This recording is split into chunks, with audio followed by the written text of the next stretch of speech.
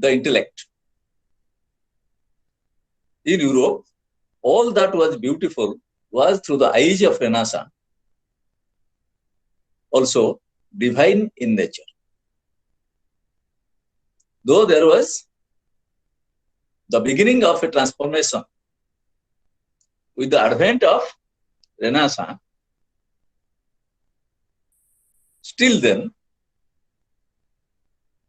there was the feeling of divine essence. The impact of religion was felt everywhere.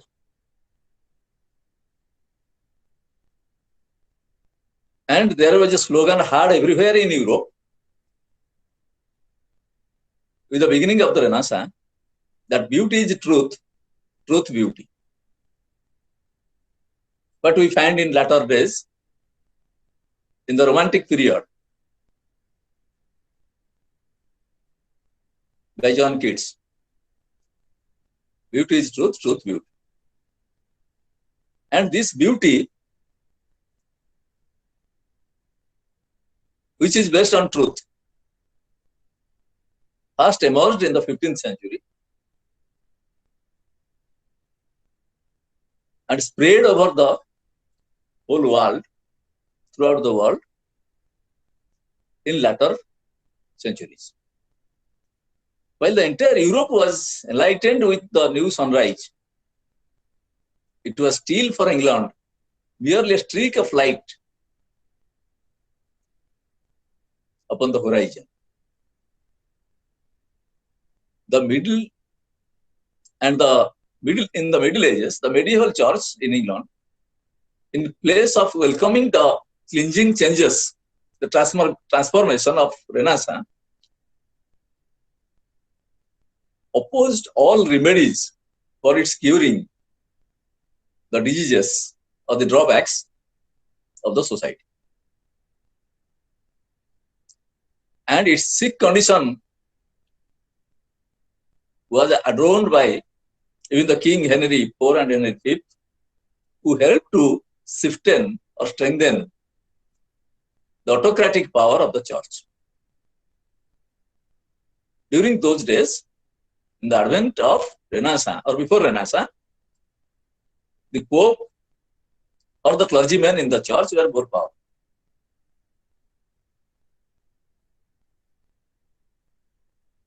And the common people were foolish persons or creatures in the society, guided by the, rather you say, misguided by the clergymen or the people in the church. This trend was changed with the beginning of the Renaissance. First in Europe, then it was felt in the English society.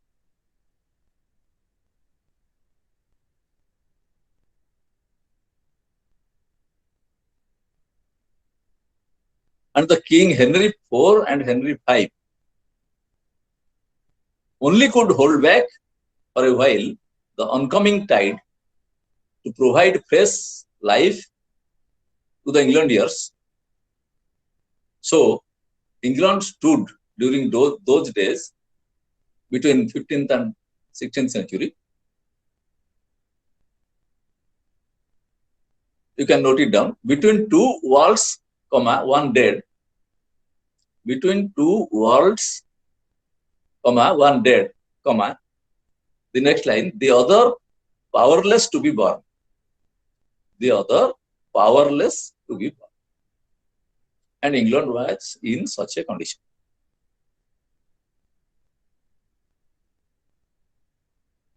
The footsteps of Renaissance, which was already started its reformation in Europe, it took some time to land in England. In literary field, the Renaissance in England had to come with Caxton, the famous literary personnel of these days, Caxton. And his most important translation, The Golden Legend, was printed in 1493.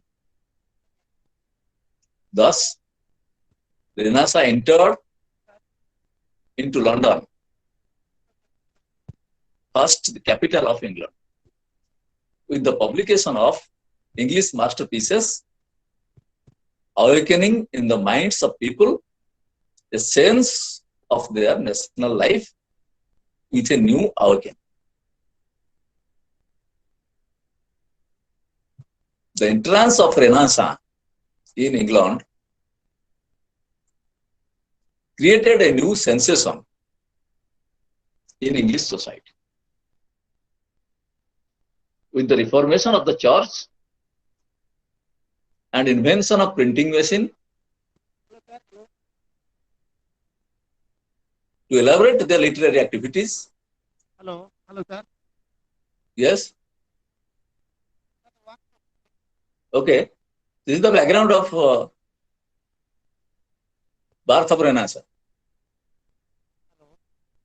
How it started working first in Europe, then entered into England in the 15th century.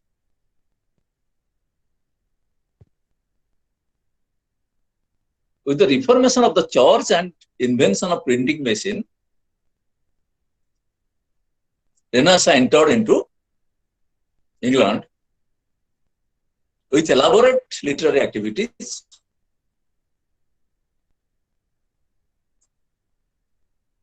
In the beginning, becoming a scholar's monopoly. Hello. It was a scholar's monopoly in the beginning when it entered into England during 15th century.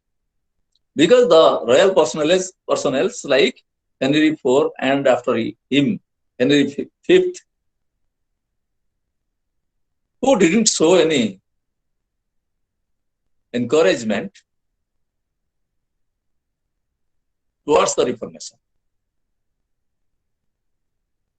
and for which it is told that England stood between two worlds, one dead and the other powerless to be born. Only the literary persons, they started a movement.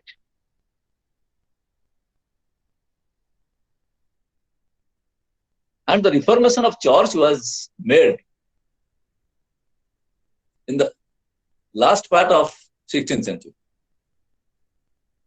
In the beginning of 17th century, when Queen Elizabeth was enthroned, she took a major step to reform the churches and to establish a new form of Christian religion in England. Because before that, there was a conflict between the Catholics and the Protestants. Catholic means having old traditional ideas supported by the clergies and popes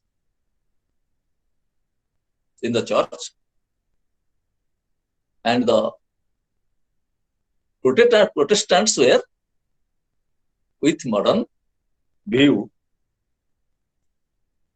with modern advanced way of life. They wanted. Sir, you know Catholic?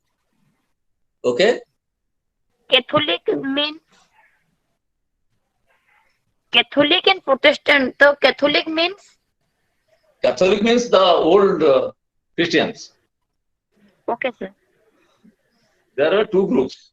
Even in this modern age also, Yes, sir. they are divided into two groups: the Catholics and the Protestant. Protestants. Protestants belong to the modern, and Catholics to the ancient or old thinkers or old pattern of people who used to continue their tradition or traditional faith on Christ or Jesus or God. But the Protestants, they tried to have a reform in the church or in the Christian religion. And there was always a clash between the Protestants and the Catholics. And that always created disturbances most of the time in English society. So when Queen Elizabeth became the Queen of England, in the beginning of the 17th century,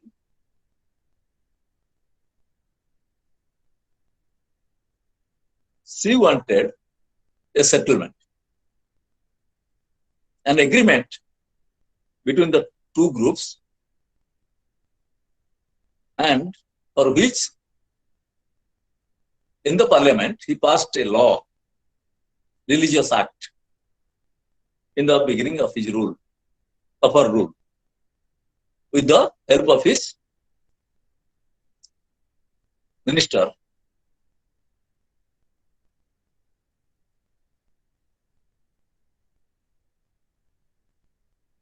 And thus, the popular movement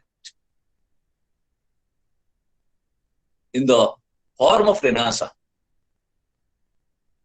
entered into English.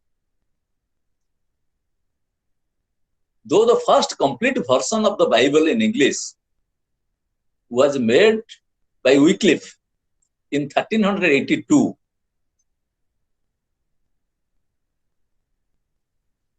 and the printed translation of New Testament of the Bible was made by Tyndale,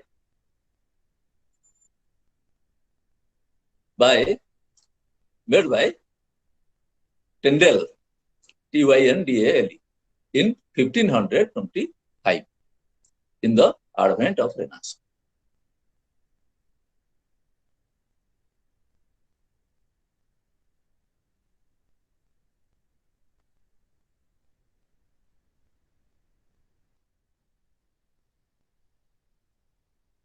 Still then, the New Testament, the English version of the New Testament, and also the translation of Bible during 1382 by Wycliffe,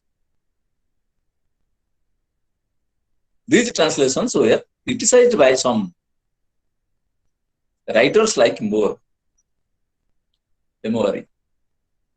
And finally, in 1540, a new revised translation of the Bible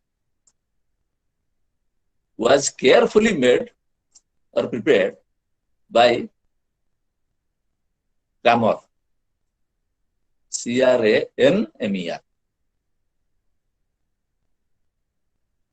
in the beginning of Renaissance. English literature started flourishing with the poetry of Chaucer, which shows the entrance of Renaissance in England.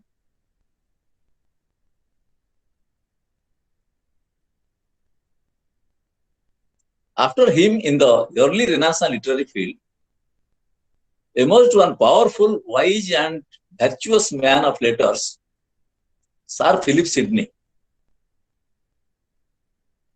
who was born in 1554 and wrote between 1578 and 1582. His Apology for Poetry was written in 1580.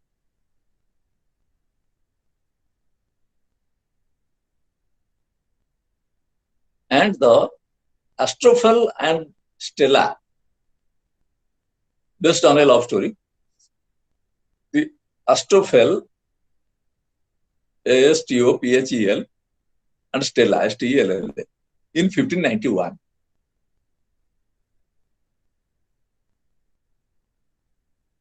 And also after him, some small writers were writing in English, and some translations were made from the ancient literature. But the famous and renowned writer next came during the beginning of the reign of Queen Elizabeth, Christopher Marlowe, the pre-Shakespearean dramatist, after Chester, Townley, York, and County.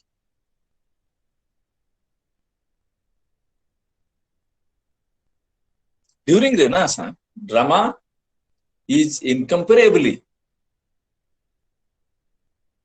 was the greatest force of the time that inspired our greatest poetry as well as our sweetest lyrics. It gave variety, flexibility, and clarity to English literature.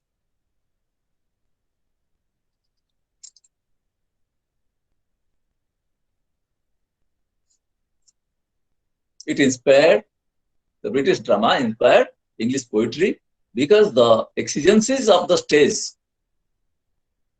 demanded word pictures, dialogues, and chorus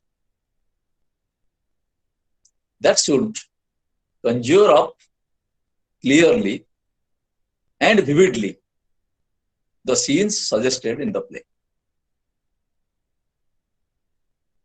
Because the exigencies of acting demanded the eloquent exhibition of elemented emotions and swift transition of mood, because the exigencies of individualizing demanded nice distinctions of diction, philosophic reflection, poignant introspection, joyousness of heart, agony of spirit. All these things clamored for utterance in the drama.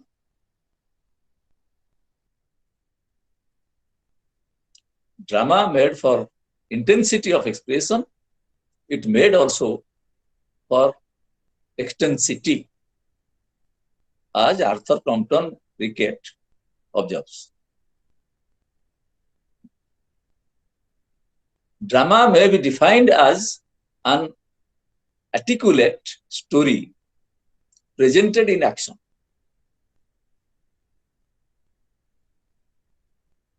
Drama can be defined as an articulate, A-R-T-I-C-U-L-A-T, articulate story presented in action.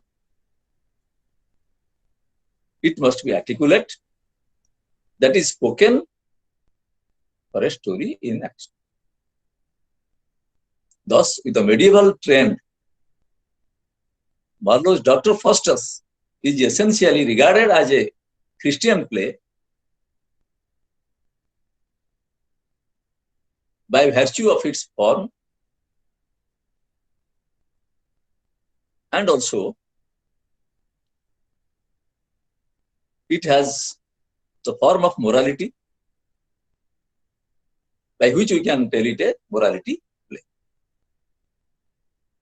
It is also practically and inevitably called a Renaissance play, with all aspirations of the protagonist, Dr. Faustus. The Renaissance aspiration and the play presents the Christianity, that is the division of Christianity between the Catholics and the Protestants during Renaissance. But we have already discussed that before Renaissance, the Catholics were more powerful, the church was more powerful, and the clergymen and the popes were more powerful. Even the rulers or the kings, emperors, they had to be guided by the church. Religion had its own capacity to control the society.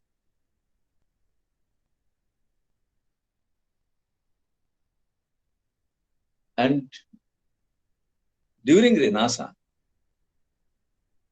a new group of religious people came to limelight, and they are called the Protestants. Of course, the Protestants were there, but they were not given importance before Renaissance. And during Renaissance, they got freedom to raise their voices through the literary activities, writings of the great writers, and in which drama played a vital role to have a reformation in the society. Because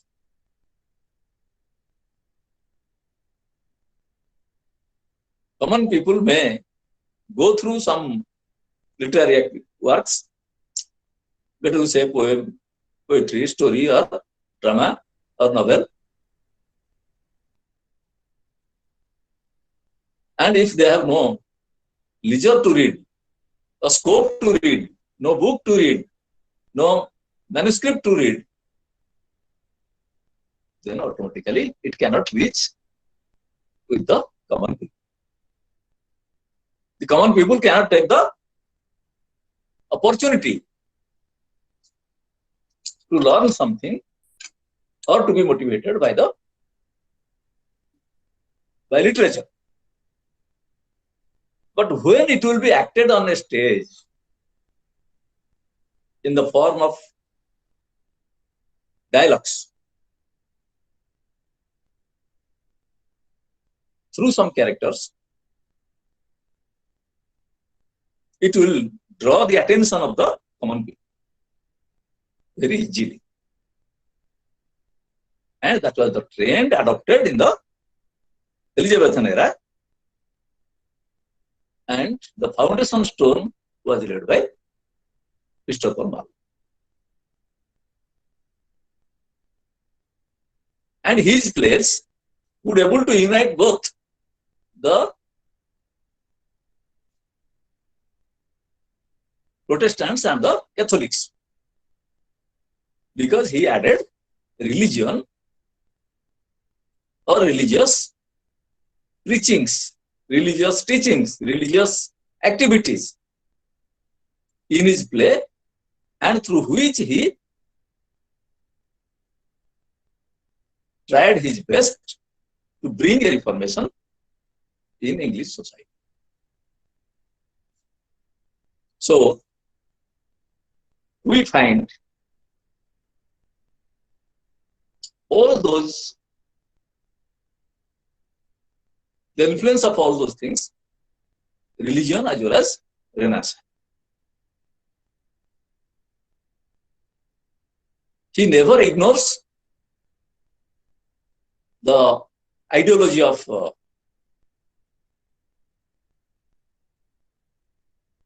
the ancient or old dogmatic Catholics, as well as he tries his best to bring a change in the English society with the protagonists, with the help of the protagonists. So both the ideas we find in his plays, and the best example is Dr. Faustus, in which also we find a class between the Catholic ideology and the protagonists. The Protestants stand, demand or reformation, or choosing new branch of life, new trend in life. So we can tell it the play Dr. Faustus, a Renaissance play, a religious play, and also a play of reforms. But internally, Marlowe wanted to establish Christianity and the importance of God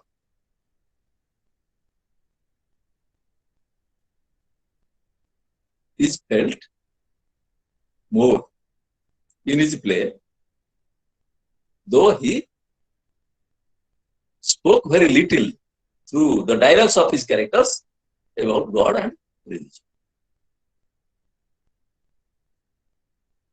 The appearance of good angels, the representatives of God,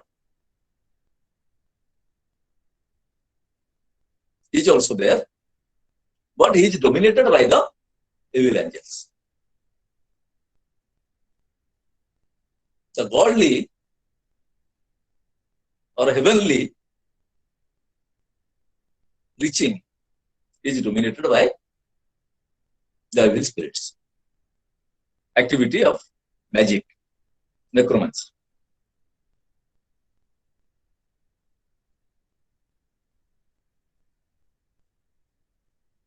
Also, it represents the division in English mind between religion and secular ambitions.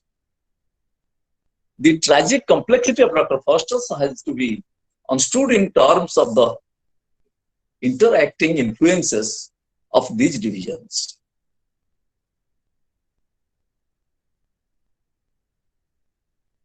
The medieval morality in the play, Dr. Faustus minutely explains the dramatic and thematic thrust of the play, and with the morality dictum, Marlowe follows a dramatic tradition in this play as a tradition of drama to be continued forever. First, he made a tradition of the play, of the drama. And also that tradition was followed by his predecessors, the great dramatist William Shakespeare, and also the university wits. Lilly Green, Johnson, etc.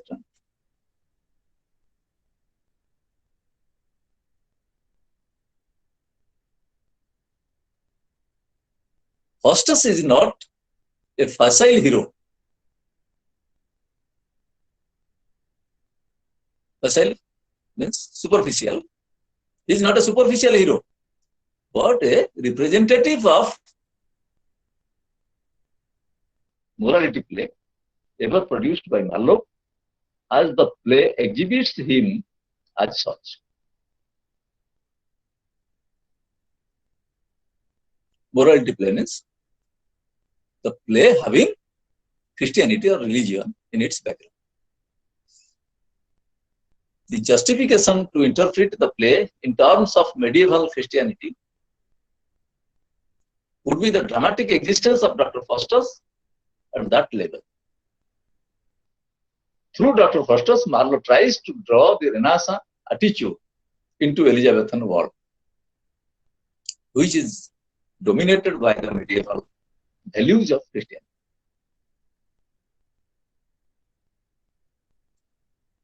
Marlowe portrays himself as a playwright keen on enlarging the dramatic cosmos by the flow of new influences of Christianity, taking the base in the Elizabethan world. The dramatic action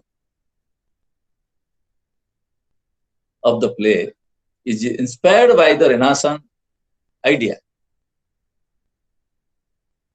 of secular value. which paves way to Aristotle's theory of drama. Also, Marlowe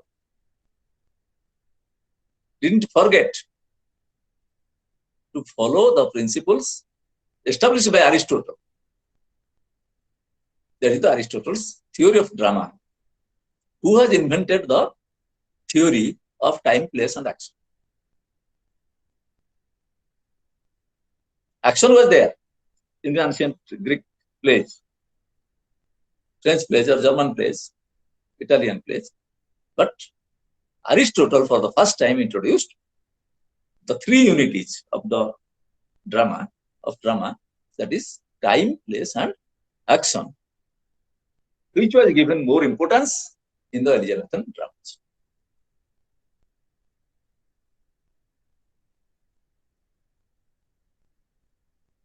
Practically, it is based on a conflict. The play Dr. Faustus is based on a conflict of attitudes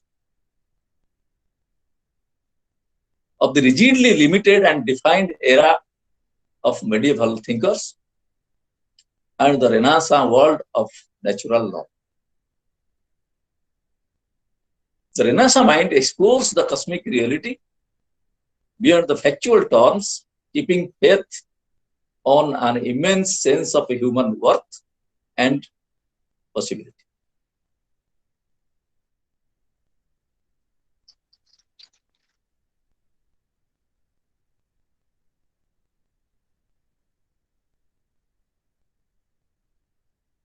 Then we will see the Renaissance skepticism reflected in Dr. Faustus.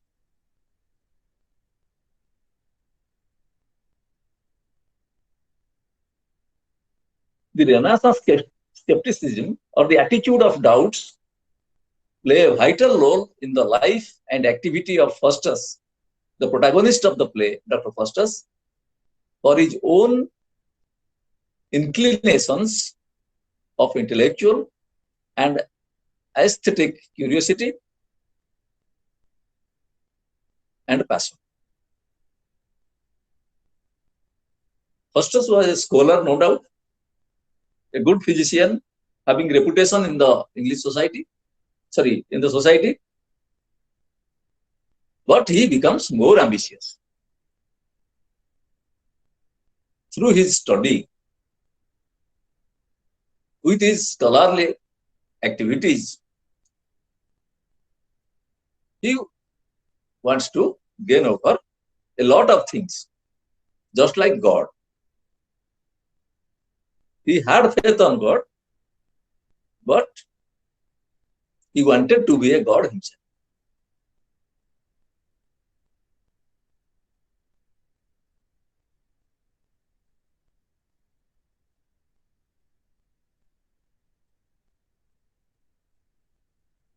The boundless enthusiasm about human possibilities in the play Dr. Faustus proves the Renaissance skeptical perspectives.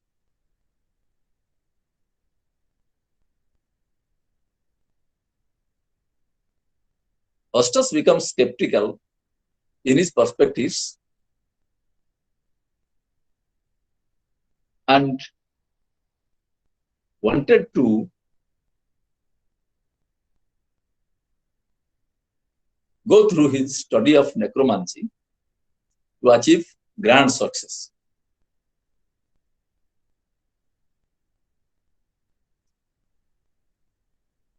The tragic failure of Faustus in the play shows a strong sense of human self-confidence and possibilities. Of course, Faustus was able to achieve success, but the success was very little, not as per his demand or as per his expectation. When he became more ambitious, the devils, the supernatural elements, didn't allow him to be so. They took away his soul in a contact for 24 years. And Hostess, who was in a mood to control or enslave the evil spirits,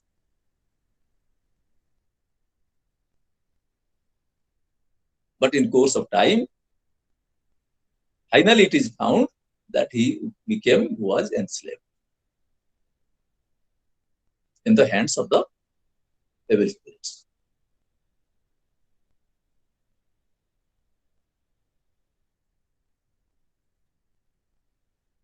The Renaissance makes the human tragedy possible as the medieval Christians thought never admitted any human possibilities other than his total insignificance and impotence.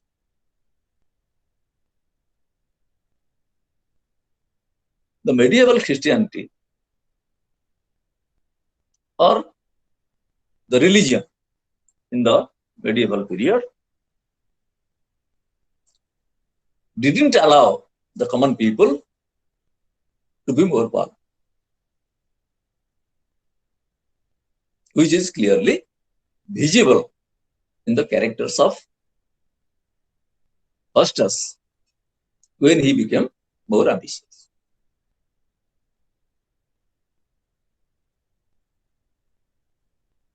The division of English mind during Elizabethan period between the traditional religion, the ethos, and the new or modern thought of critical and aesthetic values is exhibited in the play Dr. Faustus as an Elizabethan drama, ever designed by Christopher Marlowe to be a shining example of the Renaissance culture. The Elizabethans ideologically accepts the religious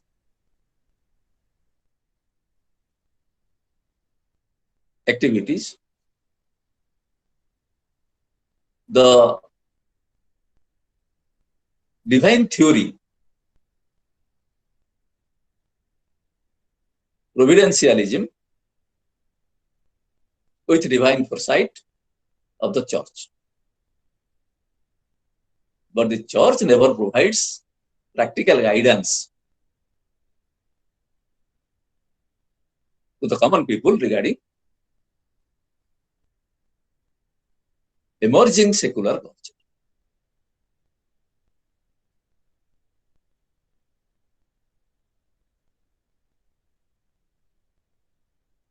And this was the traditional activity of the church. But Dr. Faustus is a product of historically and culturally determined character with determined confidence, desire,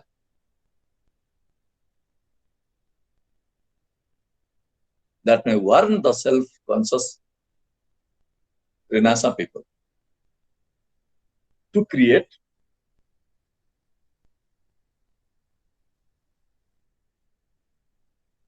the flow of reformation in the mind of the Elizabethan people. Marlowe tried his best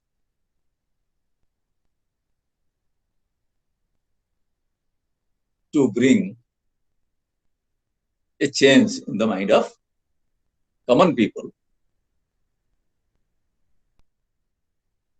during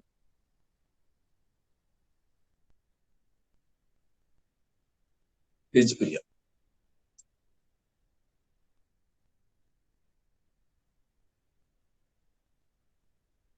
Marlowe's Dr. Faustus deals with both the factors,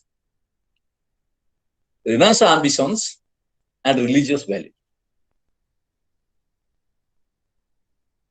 The play explores religious and human dilemmas characterizing the Elizabethan mind.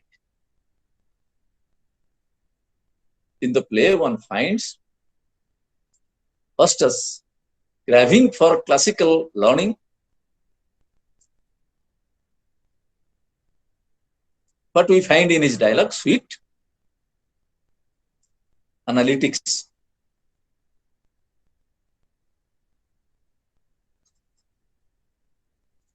He desires for sweet analytics and longing for a world of profit and delight, of power, of honor, of impotence and omnipotence. Impotence and omnipotence. Omnipotence means he wants to become a second God. He wants to become the second God to control over the world.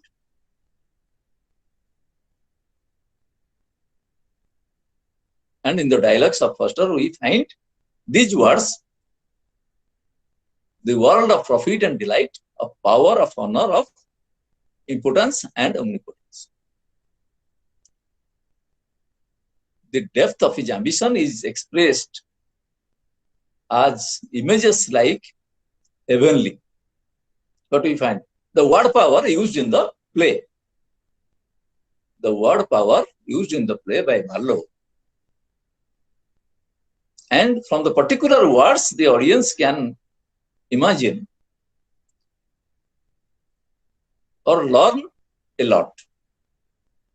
The word heavenly, images like heavenly. Heavenly means what? Heavenly means the heavenly pleasures, the heavenly power, the heavenly everything. Heavenly activities. Yes? Anything you want? So when or while examining the play, we have to go through different aspects from different angles. When we used to examine the play, these things becomes clear. The skepticism or the Renaissance view, Elizabethan society, religious importance or impact, and the nature and character of the English people. Along with all those things, Marlowe had to obey the rule of drama, right from the Greek plays or Aristotelian theory of drama up to Renaissance.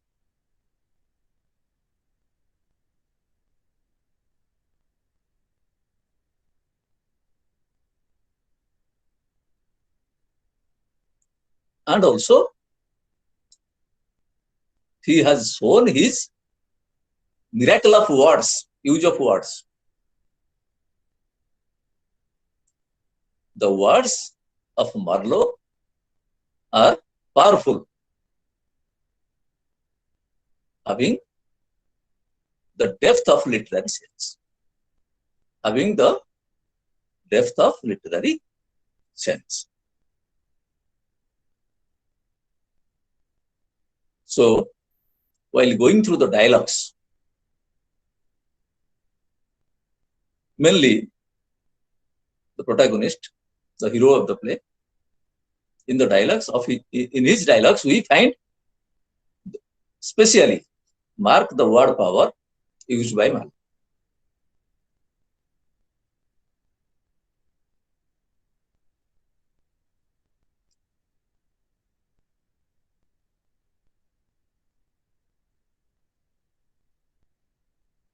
The depth of Foster's ambition is expressed as images like heavenly for the delight of necromancy and the reach out of the worldly power like Jove in the sky. Jove in the sky. That means he wants to fly in the sky to have a study and culture on astronomy. The movement of sun, moon, and the stars, and the clouds,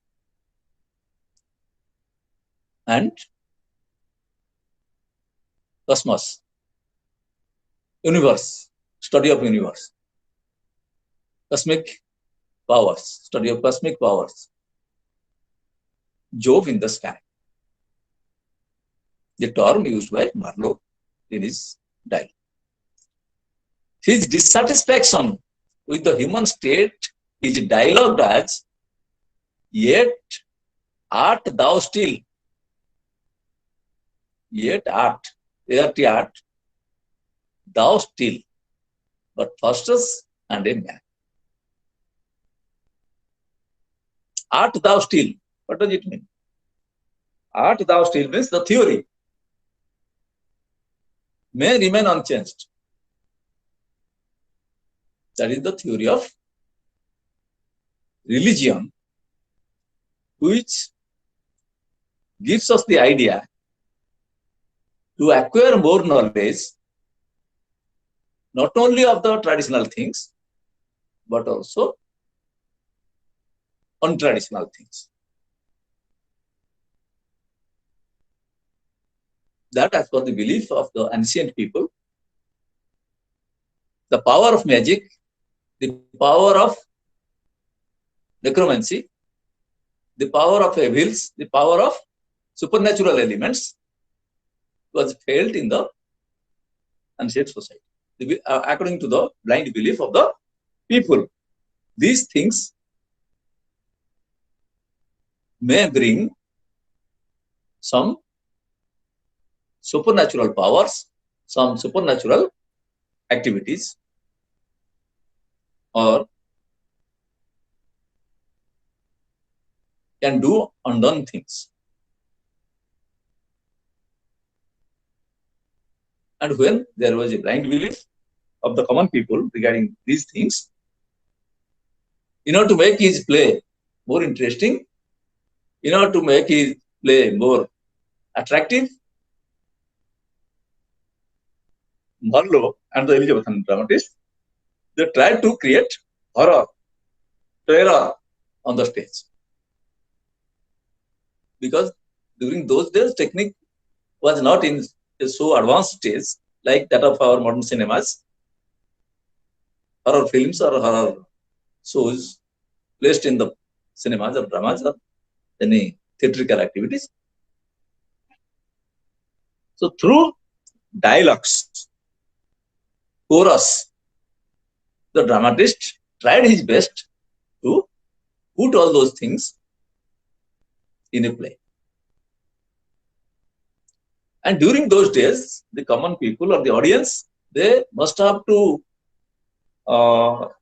exercise their brain power. They must have to become more sensitive, more imaginative while watching a play. From the dialogues, from the words used in the dialogues. Because word power was more important during those days while constructing or preparing dialogues of the characters. And also,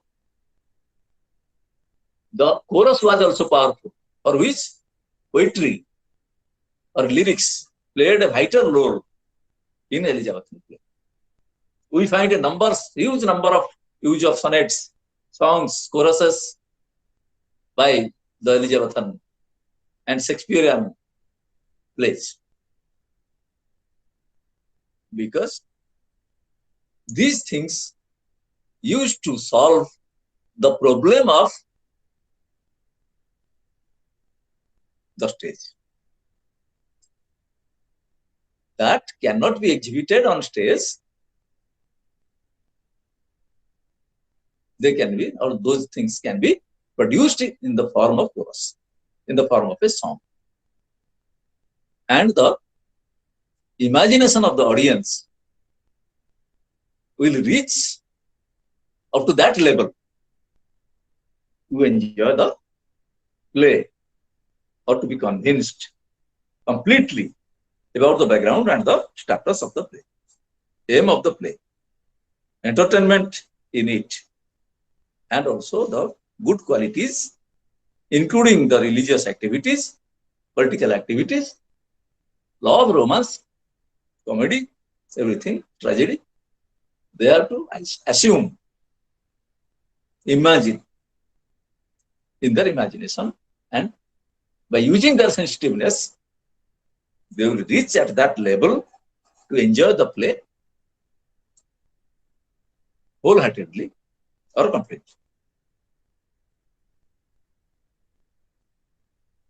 Still then, by taking that tradition also in the modern cinemas, we find the use of melodies, lyrics, songs,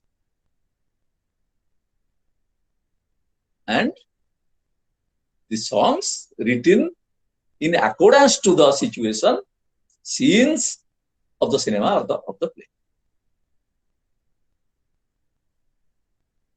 Full of meaning, social values, and teachings, moral teachings.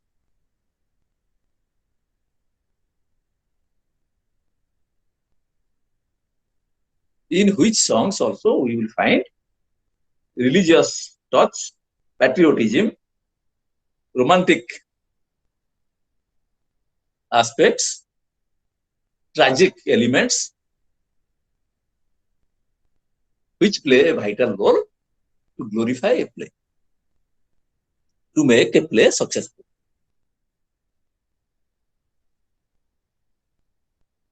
And we will come to the word power. The dialogue of Foster, yet art thou still, art thou still, but Faustus and a man. As a man, Faustus want to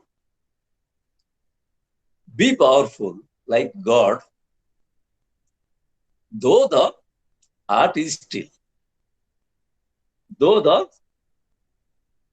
system, aim of education, scholarly activities are the same. As per Renaissance aspiration,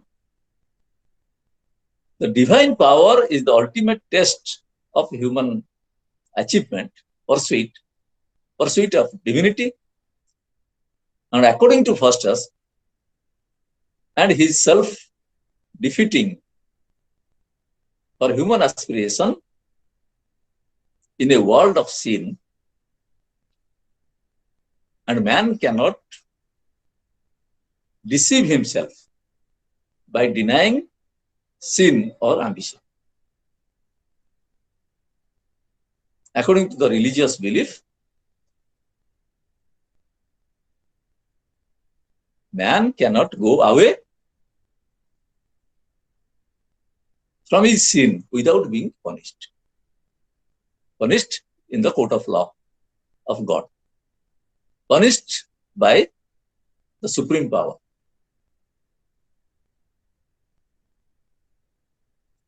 When a man does any sin or misdeed, he must have to be punished.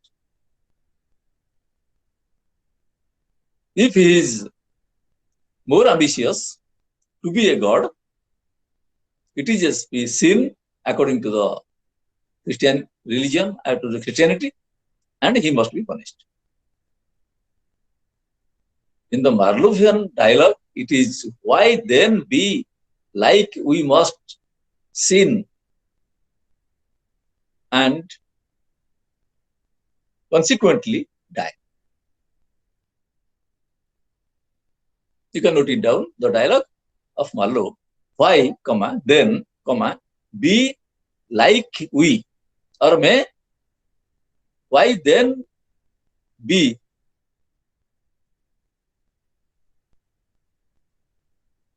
like we must sin, sin sin, and consequently die.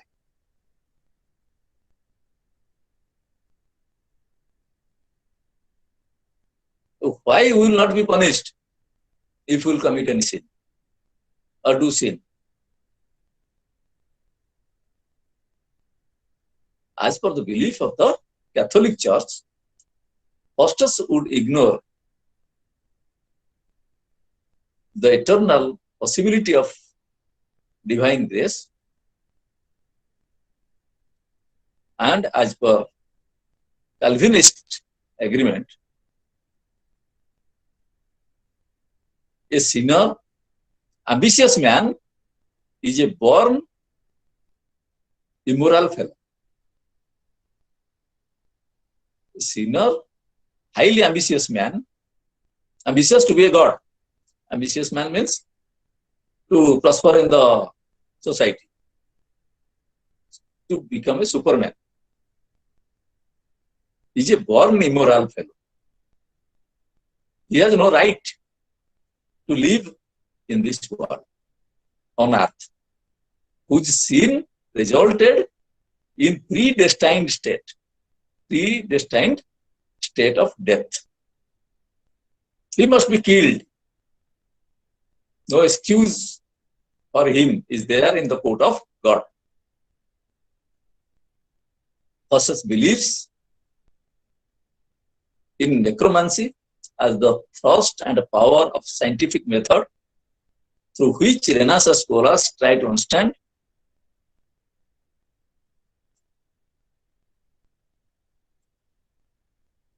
the nature's strength as well as the aesthetics of a human beauty. The Renaissance people, the Renaissance literary personnel, the scholars, they will learn something, understand something from this play, that there is beauty,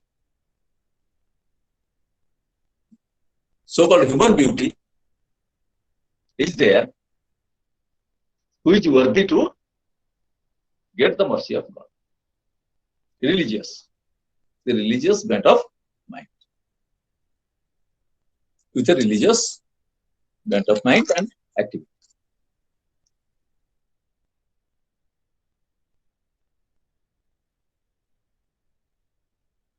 Also, we find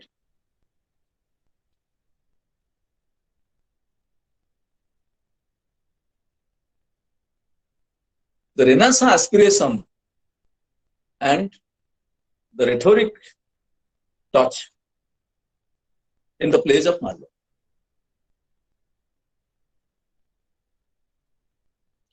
The rhetoric, the particular word, the particular term, play a vital role in the Renaissance plays, like Dr. Faustus.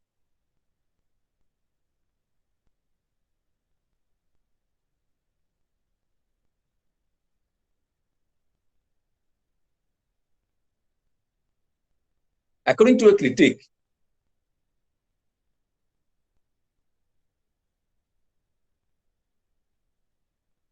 Bertelt. You can note down the quotation. Renaissance man felt he had the power to transform himself. He had the power to transform himself because he had the power of language. He had the power of language. First of all, words were units of energy. Words were units of energy. And through words, man could assume forms, F-O-R-M-S, forms, and aspire to shape.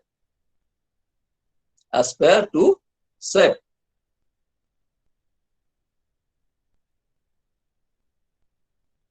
Shapes, S-H-A-P-E-S, shapes and states. Otherwise, beyond his reach, R-E-S-E-H. This comment of the critical analysis of Bartlett gives us an idea. What we have already discussed, the power of words in a dialogue of a play. That is the rhetoric words. The power of rhetoric words in a play. With a Renaissance form of linguistics and rhetorical skills, Marlowe wrestled with the multiform. Marlowe wrestled, W-R-E-S-T-L-E-D, wrestled with the multiform angel. Multiform angel. Multiform angel means good angel, bad angel, demons, etc. Multiform angel of language.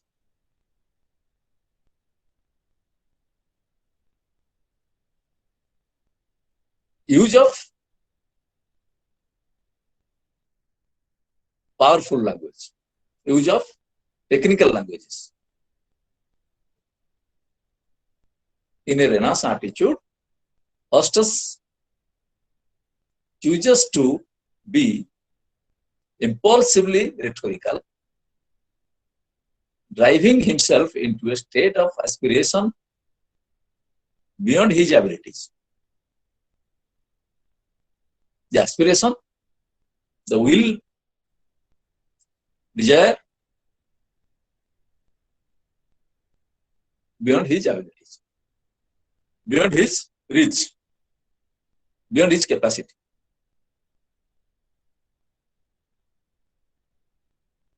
The rhetoric drive or the use of rhetoric words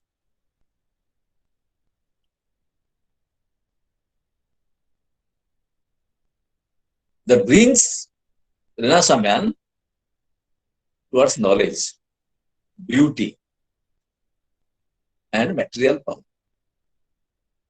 Knowledge, beauty, and material power. Material power means for enjoyment. Power, wealth, sensual enjoyment, or to do some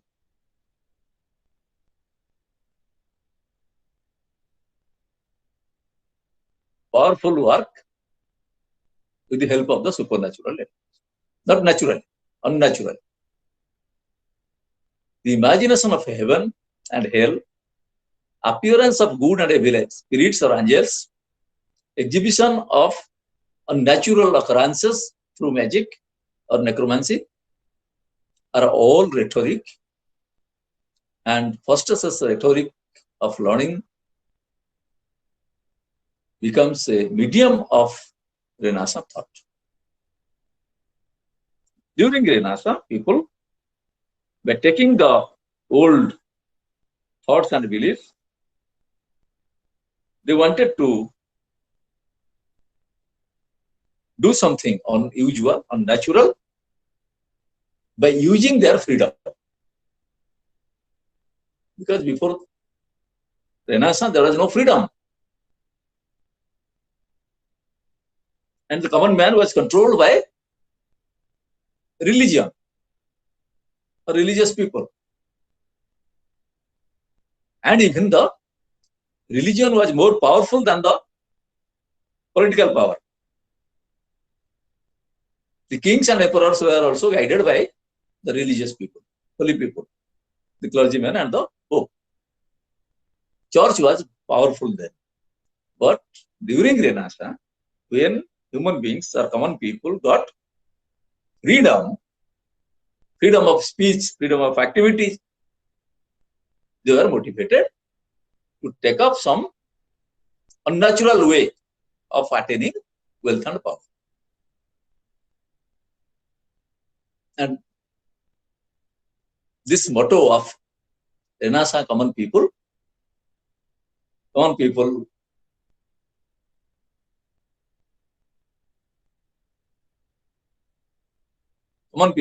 common man's desire to achieve something great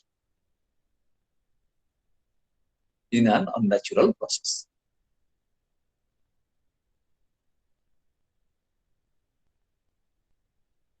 Then we will see the impact of Catholic and Protestant schism.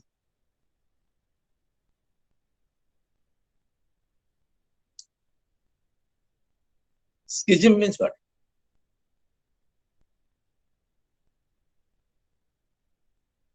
Schism is a term which is found while comparing or drawing the activities of two fellows, two persons, two groups, and two groups of people having some common faith. Two group of people are having faith on one particular thing. And this happens in the case of two groups of people of Christianity, the Catholics and the Protestants. Schism means the ill feeling, the feeling of contesting with each other, to contest with each other, to establish their supremacy in the society. The schism and the division of religious groups into two groups, Catholics and Protestants, within the Christian religion,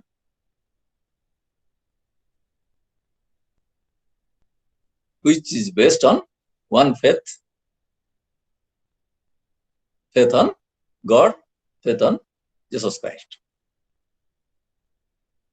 And this schism during the Elizabethan era was in its peak, when Protestants tried to be powerful, tried to be more popular, tried to be more practicable by ignoring the activities of the Catholics, by ignoring the supremacy of the Catholics, by ignoring the masterly attitude of the Catholics. The impact of this ill feeling and social concern was also felt in literature. Likewise, Marlowe's plays were also not escaped from this trend, this culture of schism. The ideological conflict between the Catholics and the Protestants was also a part of Marlowe's learning in Cambridge when he was a student. When he was a student in Cambridge, this quarrel or this competition or schism between Catholics and Protestants was in its peak. And the impact was on the students also. The impact was also on the studies, on the culture, on the literature. And the young, tender mind of the young students, motivated by this schism, also created ideological conflict.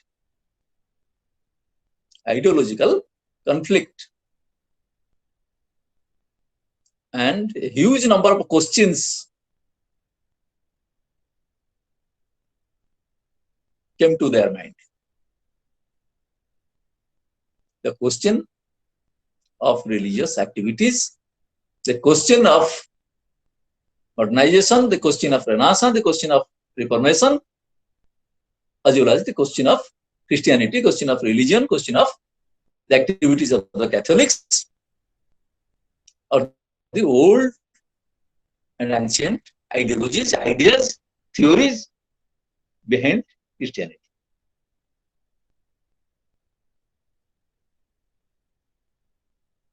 The influence of religiousism and the ideology of medieval morality is possibly found in the writings of dramas of Barlow, though he was motivated by these types of medieval morality and schism since his studentship, since his reading in Cambridge. Now, with the ideology of medieval morality, ideology of the Protestants, ideology of the Renaissance,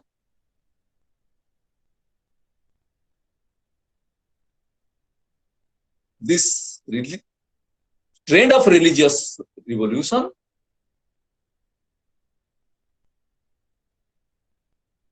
which was shaped by English Protestantism,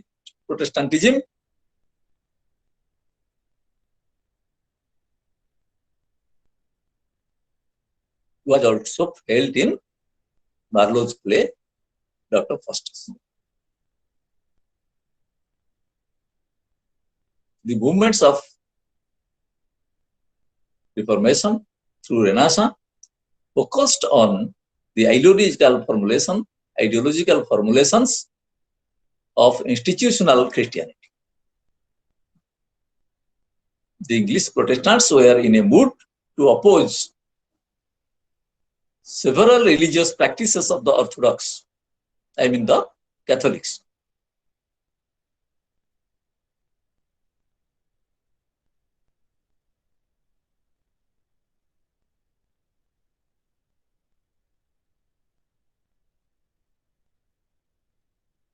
Church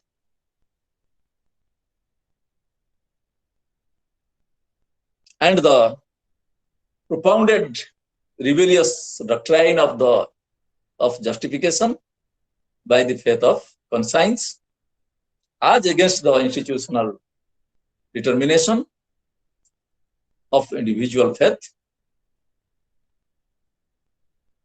comes into force, and the importance of the Protestants felt in the English society.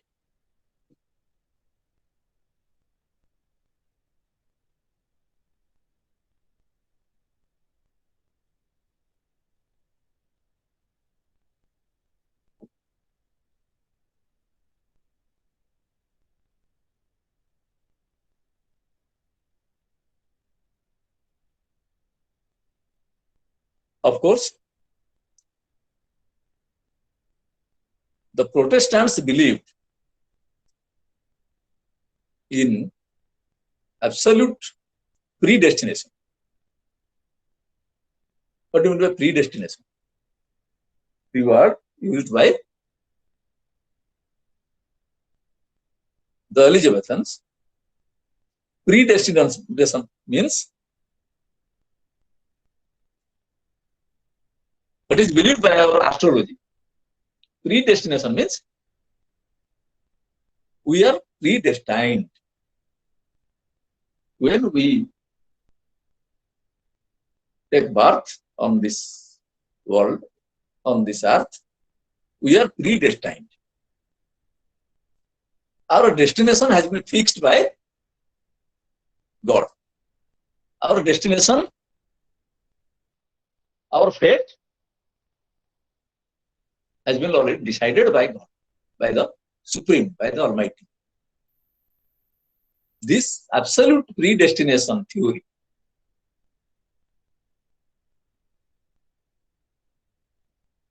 was adopted by Catholics in the ancient days. But still then the Protestants, they honor the theory of predestination. The concept of a human sin as a religious thought, also they accept the concept of human sin, sin as a religious thought, which was accepted by both the Calvinist Protestants and the anti-Calvinist champions of the Roman Catholic Church.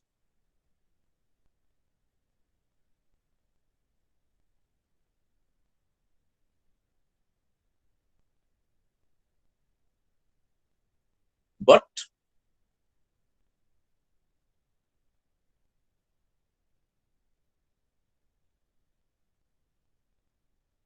also it is found in Rome, the differential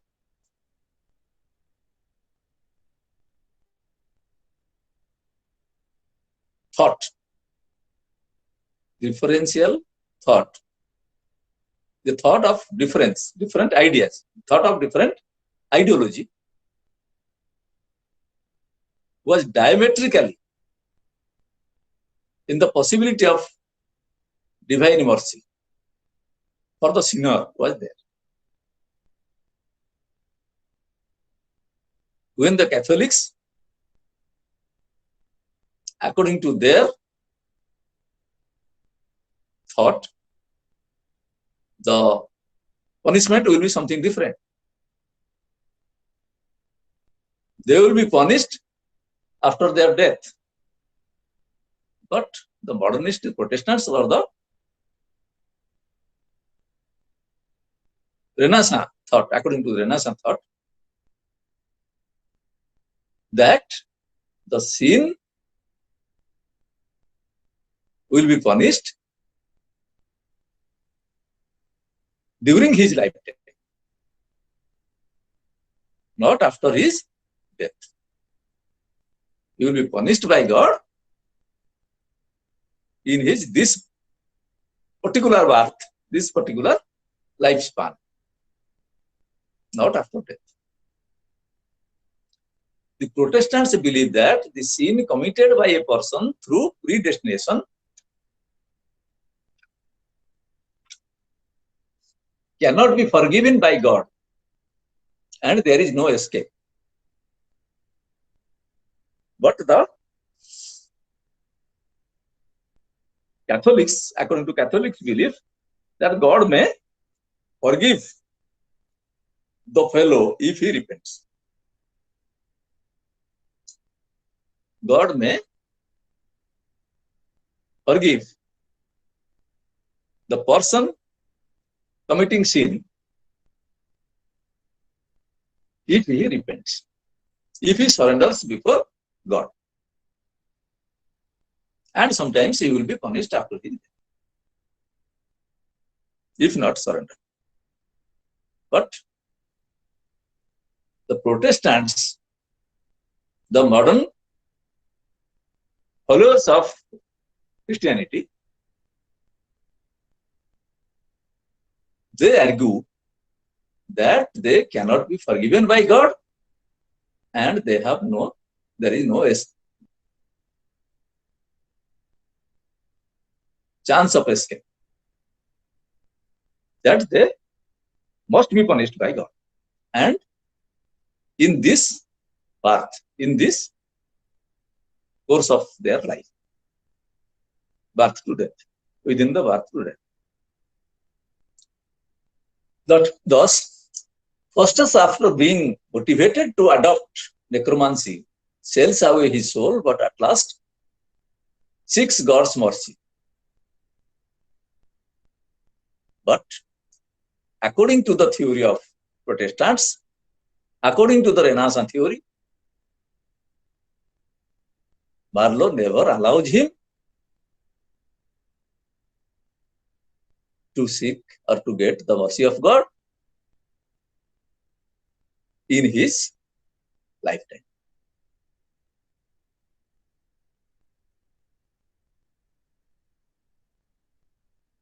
This character of Faustus proves that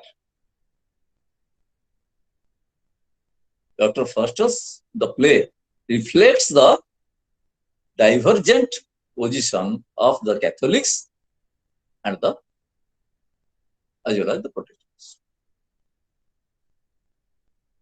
Both the theories we find in the play.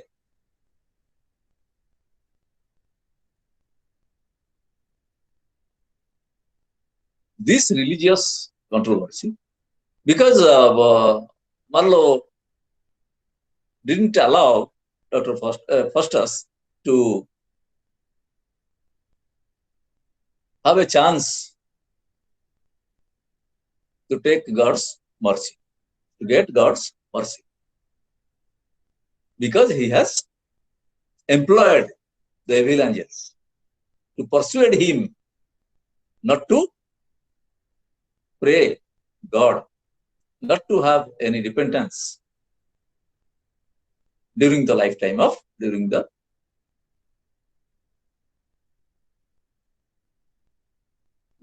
of Faustus, the protagonist.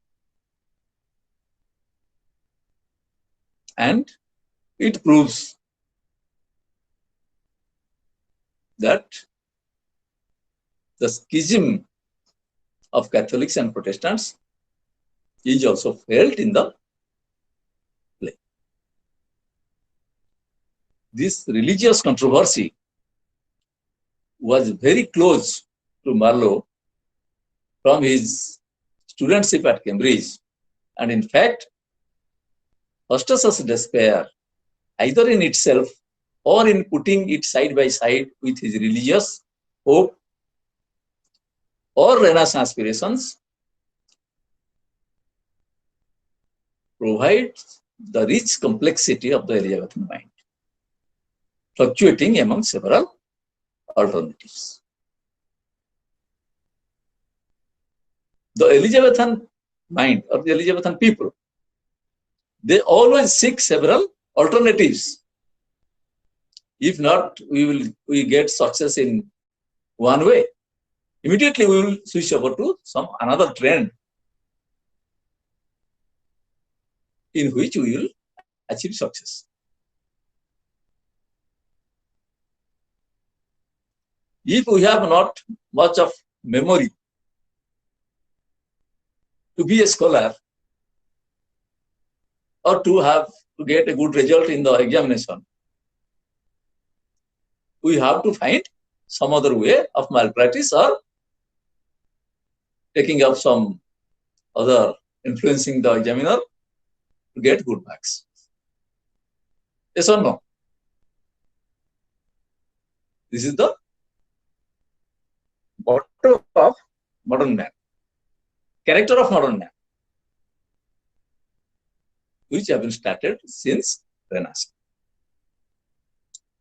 Change of mind, change of culture, change of ambition, change of motto, change everywhere in the society, in every branches of life, in any aspect of life, in any. But that change must be ethical. That change must be, the reformation must be based on good and moral theme, moral activity of the human being. The invention of new things, printing machine, invention of electricity, invention of steam engine, invention of electric bulb, invention of motor vehicle, and invention of so many modern things, invention of easy method of treatment in medicine, invention of though not possible for corona till now. Till then, modern man is trying his best to have a solution for corona in an ultra-modern age. new problems he is facing, modern man is facing, and he is trying to get rid of all those problems. And the trend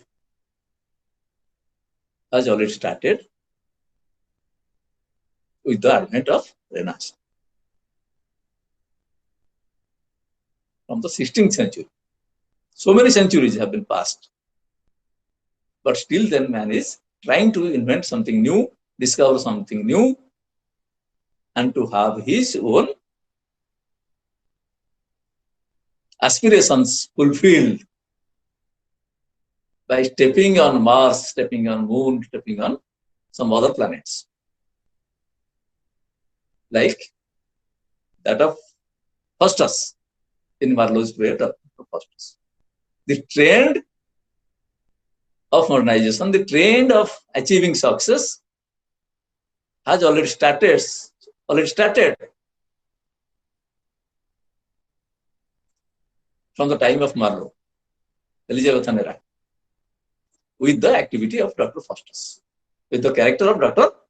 Faustus. The character of Dr. Faustus, he has given us the motto, the trend, the mindset to achieve success in different way.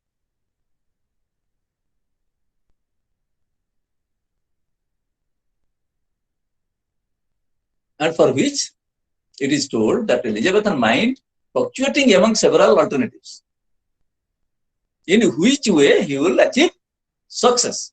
And the shining example is the play, Dr. Faustus. He wants to achieve success by finding an alternative, that is the study of necromancy. In the dramatic conflict between the faith and despair in Dr. Faustus, the possibility of a strong Protestant faith in Marlowe's creating the character Faustus makes Faustus and his despair more acute. The possibility of divine grace that Faustus intends to get is the immediate context of schism. Marlowe gives Faustus for his rejection of divinity the initial motivation of Renaissance and Renaissance aspiration. There is also the self-revolving and self-lunging and self-loving Renaissance man in the despairing Protestant belief.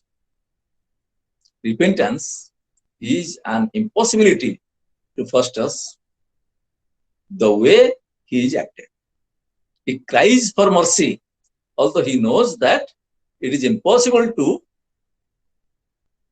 get the mercy of God.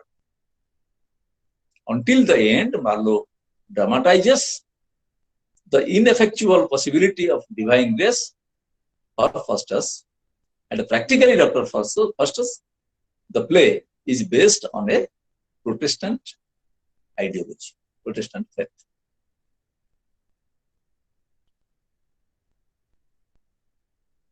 Then we will go to the Renaissance tragedy.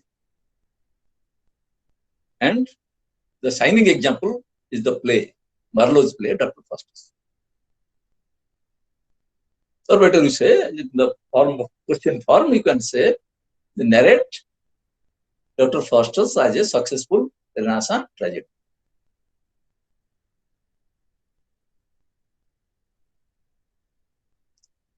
Of course,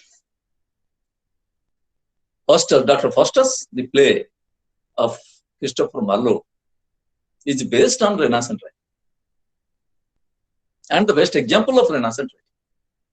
The impact of Renaissance is felt greatly in Dr. Faustus and Marlowe as a pioneer of his age.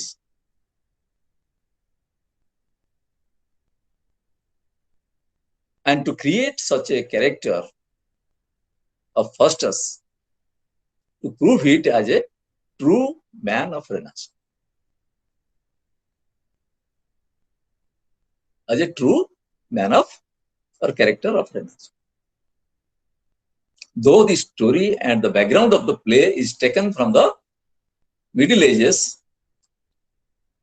it links the protagonist with the study of necromancy. The introduction of good and bad angels,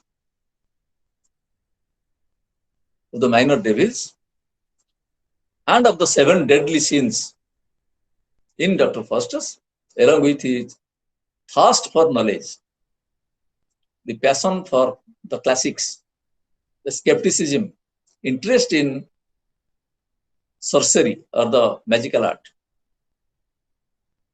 his admiration for Machiavelli and for superhuman ambition. All those qualities of Faustus proves him, as well as the playwright, to be the characters of Renaissance.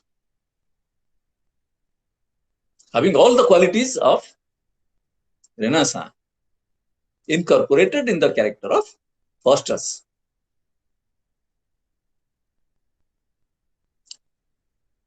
The protagonist, Faustus, presents himself as a man of Renaissance in the very opening scene of the play.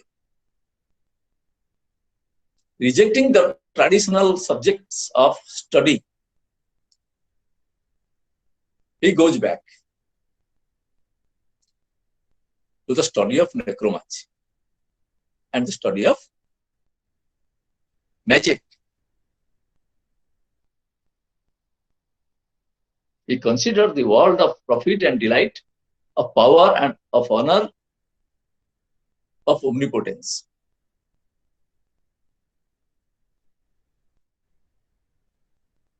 What we find in these dialogues, which he desires to enjoy as a powerful magician. He shows his ardent curiosity, his desire to accentuate wealth and sensuous life through magic. These are the ardent qualities, enthusiastic qualities of the Renaissance people, which is reflected in the nature and character of Faustus, the hero of the Malrovian play. Renaissance was a time of reformation, invention, and discovery, in which period many experiments were also made in different branches of life, and so also and so forth. Faustus also intended to have such an experiment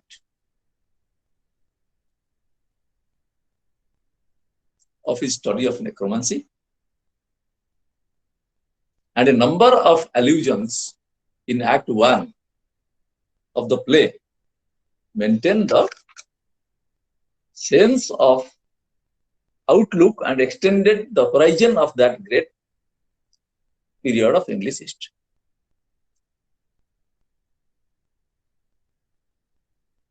Faustus intends to accumulate gold from East Indies, pearl from the depth of sea, pleasant fruits and princely delicacies from America, and the grapes from India. Through his magical activities with the help of the evil spirits, Mephistopheles and others. There was much more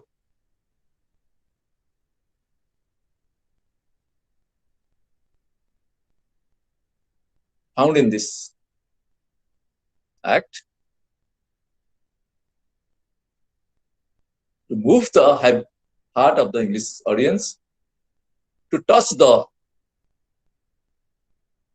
mind of the Elizabethan people to draw their emotions, create a sensitiveness in their mind. Marlowe has added the flavor of historical events in his play. When in the play we find the chasing away of Prince of Parma by the devils of Hostus from the Netherlands. A coincidence of the defeat of Spanish Armada that prevented Parma invading England in 1588. And this is a historical background. This is the historical background of defeat of Spanish Armada, and by which the Scottish Prince Parma, the Spanish Prince Parma, couldn't able to invade England in 1588. And Marlowe has put this incidence with the magical power of Hostus that he has stolen away Parma by depriving of invading England, depriving him of invading England.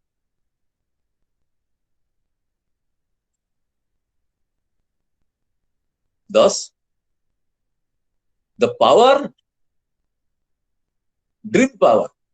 of dream, invented by Marlowe,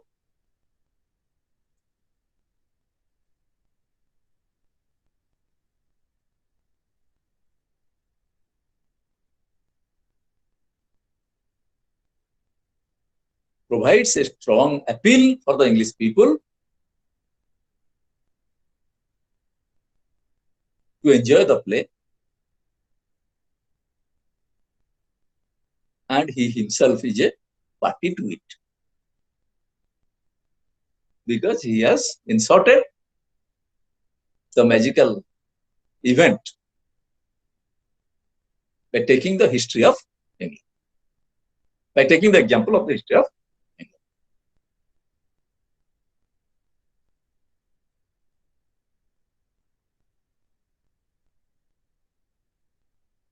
Hostus certainly carries the new thought and aspiring spirit of the age of Renaissance, fervent sympathy with a new spirit, and pitiful recognition of the danger is designed by Marlowe in his character, through his character, very cleverly at a time, and that time of Renaissance. And also the presentation of danger, the presentation of danger or dangerous activities, also seen in the last act, Act 5, and Marlowe in the last soliloquy of Hostus presents, where he offers to burn his books of magic to his scholars.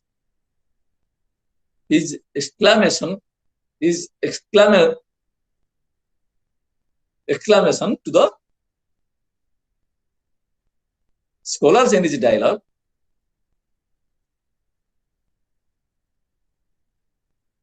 "Oh, would I had never seen Wittenberg, never read book." As if he has not gone through any book, the book of magic.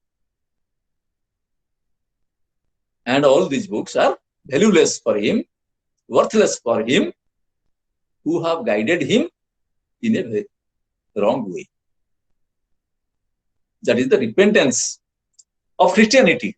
The theory of Christianity of repentance prevailed and had an impact on his mind, changing mind. His mind is changing like that of the changing mind of the Renaissance people.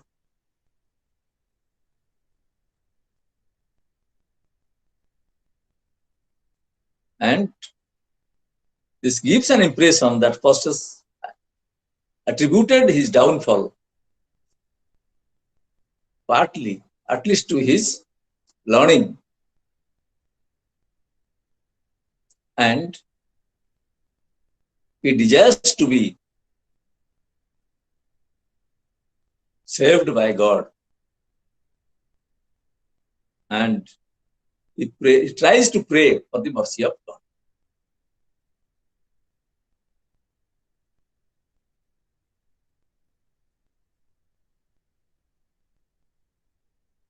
And also to have an impression of the Renaissance quality.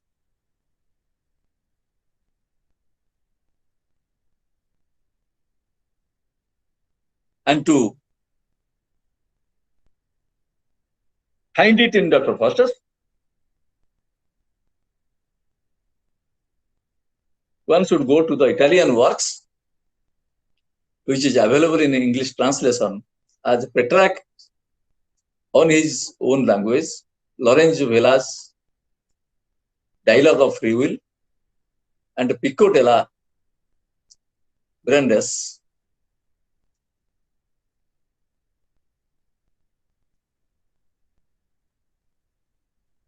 Oration as the Dignity of Man.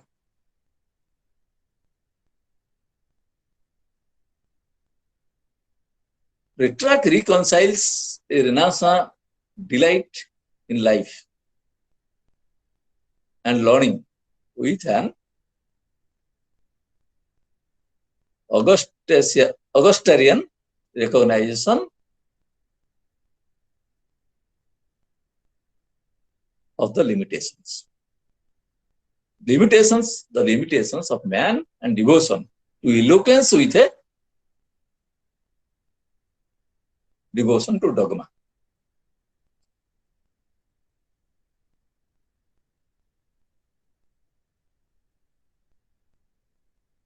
According to his theory,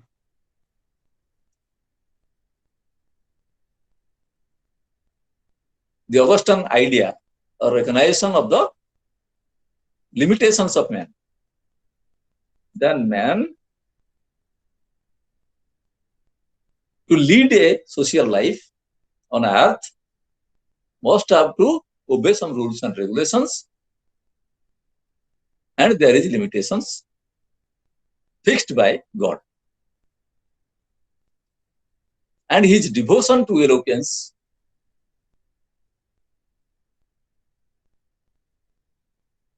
also should be abided by the devotion to dogma, the devotion to the ancient principles.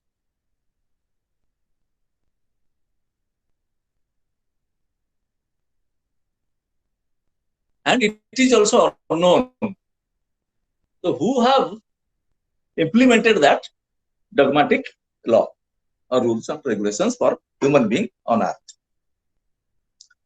In the name of God, perhaps some religious fellows, clergyman or pope, they have formed the limitation. They have formed the rule in the name of God. Because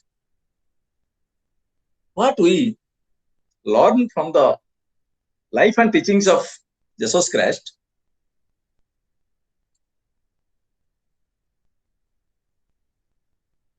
He has never told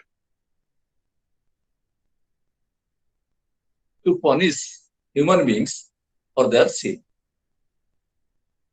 because he has forgiven to the Jews who have hanged him on cross,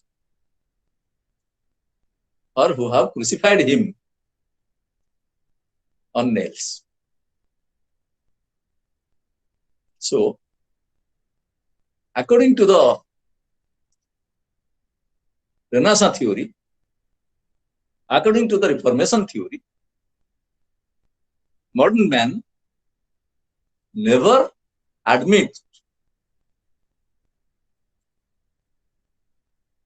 that some dogmatic theory was created by God, was fixed up by the God to delight the life of man, or to the rules and regulations fixed by the Almighty for man, only to give a check and bring balance, give a check and bring balance in the social life. Some philosophers, some thinkers, and some holy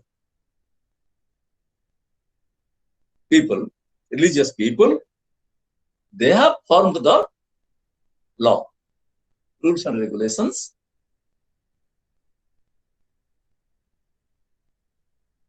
along with some social bondage, social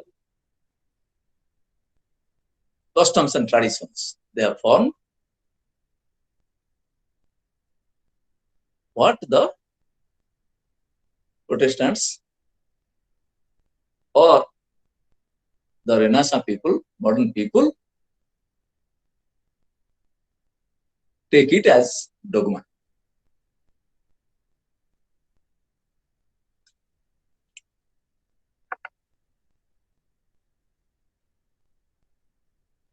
Anyway, Marlowe's distinction was to make the verbal magic effective directly in English.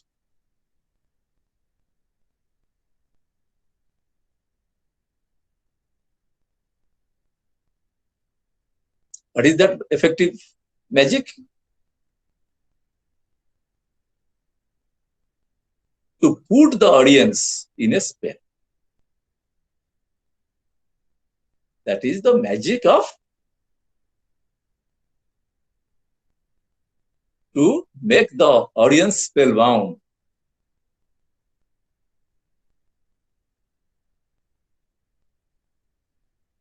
That is effective directly in English society, English theatre, or the English audience, to make them spellbound. With the establishment, appearance of different types of characters.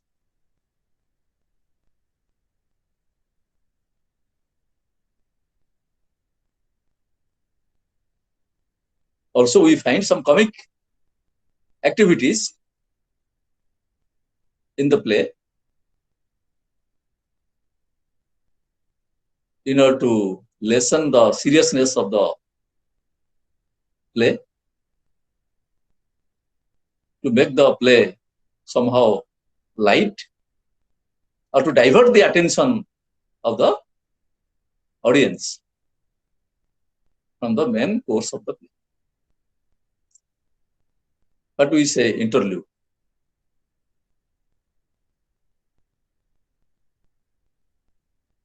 His eloquence often endows sweetness with power, and power with sweetness,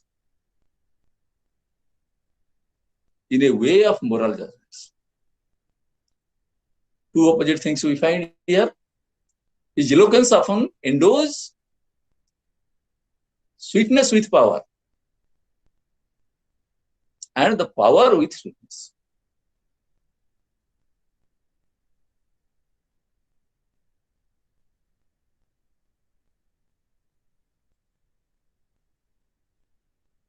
And in addition to moral judgments, in a way of moral judgment, in a religious way. The problem arises in Dr. Faustus or the play. Does it leave us free to assume uncritically that poetic eloquence, which is one thing, and moral truth,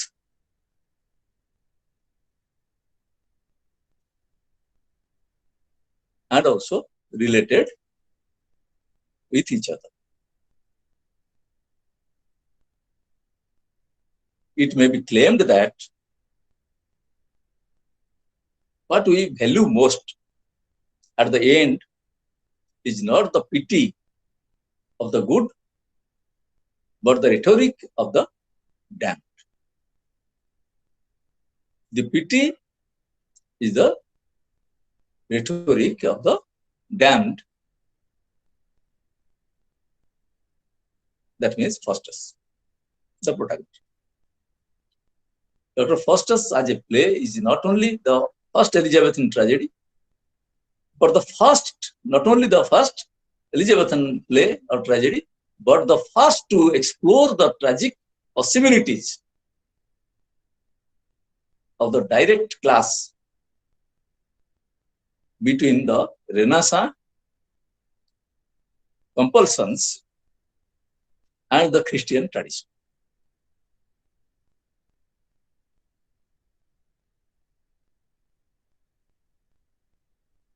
Half Marlowe turned the focus inward, depicted the human soul as the tragic battlefield, not physical battlefield, the battle of physical strength, but the tragic battle, the inner war, where there is inner war, the war in the mind of a man, the war in the mind of the protagonist. And thus, he tries to make it a successful Christian tragedy, as a Christian tragedy. The play is a terrible, ennobling example. And a warning to all Christians to avoid the pitfalls of science, pleasure, and to be over-ambitious, which will lead to Faustus's damnation, Faustus's downfall or end of his life. Thus, Marlowe's Faustus is a martyr to everything that the Renaissance valued. According to the Renaissance thought, Faustus is a martyr. To whom we will call a martyr? We will call him a martyr who will dedicate his life for his nation, for his countrymen, for his people. But here, Marlowe tries to make his protagonist the martyr in a literary sense. In a literary sense. Valued in the Renaissance measurement. Valued in the Renaissance measurement. Power, the curious knowledge, enterprise, wealth, and beauty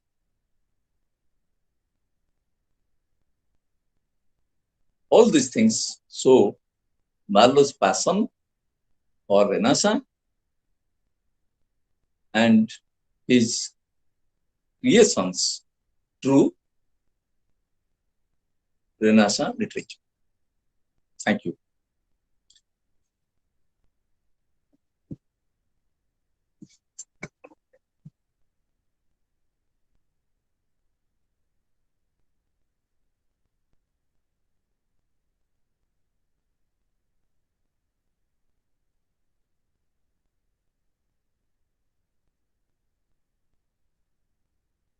Students, thank you all.